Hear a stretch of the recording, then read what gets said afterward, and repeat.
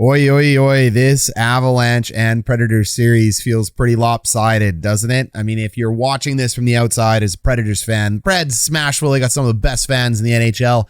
Shout out to the Avalanche fans. Sorry I haven't covered this series yet, guys. There's only so much hockey one man can do in a singular day, but we'll talk about it today on a Saturday. It's not that compelling of a series because Jussu Sarros isn't there. I'm not saying Jussu Sarros is the whole team. I am saying when you lose your most elite player, which happens to be one of the most elite goalies in the NHL, there's no world where depth is going to back this up. And we're going to talk all about goalies because Kuemper is now out, Jarry is out, DeSmith is out, Rantanen is out, Freddie Anderson is out, and other teams are getting through it. So now both goalies are gone between Kuemper and Sarros. Will that make a difference? We're going to talk all about the nuancing of goalies because it isn't just as easy as saying, hey, look, the Pittsburgh Penguins are doing it with a third string. Why can't we? Not that clear. We're going to get into it. We're going to talk about the sheer dominance that is the Avs. So, hey, why don't we let's go? 3-0 series lead by the Avs. Hey, Avs and Preds fans, if you're new to this channel, go ahead, smash the subscribe. Avs fans, we're going to catch you in the next round. Look, Preds, I'm not writing you off, but I'm writing you off. This series I had predicted is a sweep. I figured the Avalanche were just too strong in order to roll through. There would have been a couple games won for sure by the Predators. I think the Predators might have even been able to sneak this series out,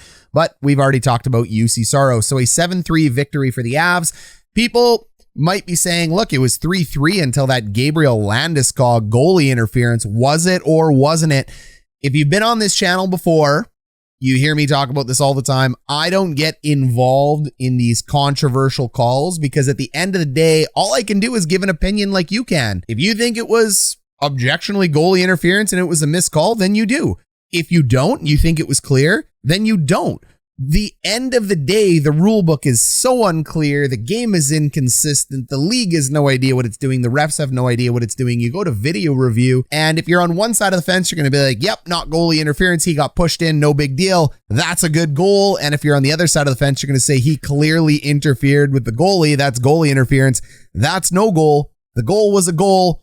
I guess we all have to move on. And no matter what side of the fence you are on, the only thing we can agree on is that the NHL rule enforcement rule book and video review system, all of it is junk, but the game itself is fantastic. So I'm sorry, Preds fans, you lost out on this one. Hey, I remember Matt Duchene's blue line. So do you. You won out on that one, didn't you? No, you idiot. We didn't win out on it. He was playing for the Avalanche. So that's actually 2 for the Avalanche, and it doesn't back up your point at all. If anything, it makes your point worse. Well, yeah, you're right. He did play for the Avs at that point. 2 up Avs. Gabe Landeskog leaves this game with 4 points. Cale Makar, look, he's either the best defenseman in the NHL or he's the top 3. It depends who you ask, because Roman Josi makes a great case for that too. When guys are this close and this near each other, you know, it's really fun to have that exercise. But at the end of the day, I'm going to tell you, flip a coin, take whoever you want. You know, there's an age bias to one, there's a size difference to another. Both have had a career year. They're absolutely elite players. So Makar with 3 points, Josi with 1 point, Nazem Kadri with 2. Hate Kadri, but hey, he is what he is. He's a necessary evil, I guess. If you have him on your team, maybe you would like him, but please never come to the Jets. I just don't want that clown anywhere near us. And I say this being a Brad Marchand, Tkachuk fan. We'd also appreciate it if you go ahead, you leave a thumbs up or you subscribe to the channel while you're here. That's great free ways to support the channel. If you want to talk to Coach Ryan D, our awesome community of hockey fans, the Discord's always bumping. The link is down below. Go ahead and check it out. And you know what? If you've been to this channel for a few times or you really like the content of the video, we work quite hard on it. And if you want to throw a little tip our way, Super Thanks is now available down below, as well as our join button for monthly membership. So, hey, no pressure on either. Totally up to you. The freebies and the thumbs up and the comments go a super long way. We don't discriminate on this channel. So however you want to support us, we would love it. And we also partnered with BetUS. So Avs and Preds fans, head over to betus.com. 125% deposit bonus. I know these sites are everywhere, guys, but the deposit bonus and the free play, super worth it. So why don't you go over there, get started today, give it a shot. See if you like it. Back to hockey. In the first period, we saw Kuemper go out, and my goodness, a stick through the mask. This is very rare. I cannot believe a stick ended up getting through the mask of Darcey Kuemper. Let's go ahead. We'll check it out right now. You can see it right here. That stick ends up right into the mask of Darcey Kuemper. That's nasty. It's right through one of those eye holes. Like I've said on this channel before, goalie equipment is not made to take body contact. It is not made to protect against incidental areas like this. Those eye holes are only big enough so you can see maximum area of the ice. It's not fully there to keep a stick out of your face. It's just there to keep a puck out of your face. So this is super rare. It is a quagmire of events. Kuemper goes down, and it is an injury to his eye. You can tell me he's being evaluated all you want, Colorado Avalanche coaches, players, trainers. We never know what's happening with injuries in the NHL. It's not like the NFL where they're forthcoming on it, nor do they have to be. It's part of their CBA. But a man down like this, holding his eye, skating, oh gosh, he feels like he took a long skate away from the net. That's a man in panic. We all panic when our eyes get taken away. It is a very traumatic event. So we have no idea what this is. We have no idea if he can see, not see, if it's cut, if it's not. Stay tuned. We'll try to get you some updates. But at the end of the day, if a goalie can't see, a goalie can't play. For those of you who weren't goalies back in the day, everybody wants to talk about goalies like they know about goalies, but you don't know about goalies. When you are a goalie, your eyes are the most important tool you have. It isn't your body position. It isn't your athleticism. It isn't your equipment. It really isn't anything. It's your eyes. The best goalies in the NHL are able to track pucks at incredible speeds. Just like a batter in the MLB who can see a 95-mile-an-hour slap shot, these guys got to pick up similar. They just got to pick it up faster. And they have to pick up a rubber disc that I would say camouflages behind players and other pieces. So imagine hitting a fastball that's faster and harder to see. Goalies use a lot of tricks to train their eyes before the game. They'll stare at certain dots. I don't know if you ever remember this, but Braden Holtby used to go ahead and spray up water, and he would count the individual droplets.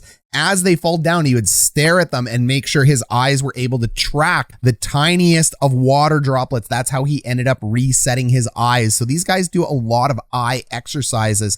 If his eye, for any reason, has something around it, and we've all had eye injuries before, I'm sure you have, whether it's an injury, you poked yourself in the eye, whatever it is, if his eye is twitching, if his eye cannot see the puck, if he can't focus, if it's watery, if he's worried about it, if he's thinking about it, this is going to disrupt his game massively.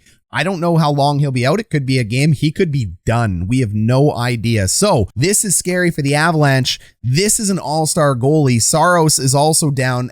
I don't think I've ever seen a playoffs where so many goalies were down from elite teams in the first round. We already mentioned it, Jari, Anderson. This is unbelievable. 2 backups already down. That's 6. The injuries in the playoffs this year are mounting. The other thing that's going crazy in the playoffs is the total amount of goals, but don't worry, we'll get back to there, and that's all thanks to you, Colorado Avalanche. So Kuemper ends up leaving, and his backup, Pavel Francouz. Hold on, let's take a look. Hey, I did it! Pavel Francouz. Way to go. Look, this guy was a free agent. He's 31 years old. If you haven't heard of him before, that's fair. He's just a backup. He played, it looks like 8 years in the European pros, whether that's the Czech or the KHL. He had 2 years of AHL experience, and then he just signs over the NHL at 2018 as a late 20-year-old, just a backup there. I'm not saying he's good. I'm not saying he's bad. I'm saying I don't know anything about this guy. So he was a free agent signing for the Colorado Avalanche, likely at league minimum is my best guess. 31 years old, 6 feet tall, only 180 pounds. This is not a big guy either. When we think of elite goalies in the NHL, Sarros not including, because that is the smallest, best goalie there is. We think of guys like Hellebuck, Vasilevsky, Jack Campbell, these monsters of men. So Pavel Francouz, if he's saying he's 6 feet, 180, he's probably like 5'10", 5'11", maybe a $150 with rocks in his pocket, maybe a $160. The NHL always jacks up the weight. So that's not a lot of net in order to take up. Good thing for him, the Colorado Avalanche in front of him is a very good team. So hopefully Kuemper comes back. The Avs are definitely going to need it. If they're down Kuemper, that could be trouble next round if they play Minnesota or St. Louis. Now, there's an old saying in boxing, folks. Fighting, boxing, MMA, and team sports, what do they have to do with each other? Well, one commonality: the better team, the better fighter, the better individual athlete in all sports will always end up on top the longer the series of the game goes on. So everybody thinks things are close. And the reason I like to use boxing and MMA as a great example is the best fighters in the world with, you could talk about Tyson, but take him out of there. He's an anomaly. The best fighters in the world usually take 1 to 2 rounds. in order to start figuring out their opponents. So even a guy who isn't a professional fighter, but a trained fighter, will have a good chance in a boxing ring or an MMA ring to survive a round or two with a pro fighter. And that's actually why pro fighters change by having a new guy thrown at them every single round. So in the gym, when they're practicing, it'll be like new guy, new guy, new guy, new guy. Because once they figure them out like a puzzle piece, it's over. They decimate them. And that is what has happened in this series. So yes, the game was close. It was 3-3. Nashville answered back beautifully. And even last game, it was 1-1. But the longer a game goes on between these two teams, the depth of the Avs just steps in, and you can't hold them back for this long. So at no point did I ever think this game was close. At no point have I ever thought this series was tight. At no point have I ever thought that the Avs weren't a threat to sweep or to win in 5. They're just that good at the end of the day. And I'm not knocking Nashville, but they are the fighter that has figured them out after the first period. Then they put their foot on the gas, and it's all gas, baby, and they score. The Gabe Landeskog goal definitely turned the series, well, the game around. I don't know how you guys feel about it. We've already talked about it to death. If that doesn't go in, Nashville may have a chance to keep this closer. But after that, the floodgates end up opening. It's 4 goals, 5 goals, 6 goals, 7 goals. And what makes Colorado so special right now is their power play. They're not an elite scoring team 5-on-5, and people are going to curse me down below because every time I don't use the word elite, it's like, the sky is falling. He didn't say he was elite. Look, man, we throw elite around way too casually as fans. So I do not think they are elite 5-on-5. They have pretty good special teams. They're not bad. I mean, they're in the top. The thing with Colorado is that when you look at their underlying team makeup and their underlying stats, they don't do anything bad. Everything is in the top 7 of the league, but nothing is number 1. So they're usually number 8, 7, maybe 6 in ranking in basically every category. And that means they have no holes. They're a top 3rd team in the NHL. So they're just going to hit you with wave after wave after wave of Colorado Avalanche. And they can beat you so many ways. The MacKinnon line with Landeskog and Rantanen, you can break up that line if you need to. The Kadri second line is amazing. Nichushkin coming back and being huge. Their defensemen, we saw Devon Toews on fire today. I mean, that guy's elite as elite gets. Look, I said I wasn't going to throw it around. That's not throwing it around. Devon Toews is elite. Cale Makar is franchise player. You know he's there. Samuel Girard is so good. He doesn't even need to be good for these guys in order to go forward. So they have so many players. So even with Kuemper out, I think this is still a deadly team. They just better hope he ends up coming back. So I think this series is going to end up in a sweep. It's unfortunate that Sarros is gone. It is banana sandwich what's going on with these goalies. And the amount of scoring in the playoffs, not just in this series, but in every series with the exception of Dallas and Calgary, has been insane. It's just flipping back and forth. At the end of the first of the Pittsburgh Penguins-New York game, there was already 5 goals scored. It feels like we are getting between 5 and 10 goals per game, and the teams are just trading back and forth. It's just quite incredible. So could this series have been closer? Maybe, but I just think this is a juggernaut outclassing another team that unfortunately lost their best player.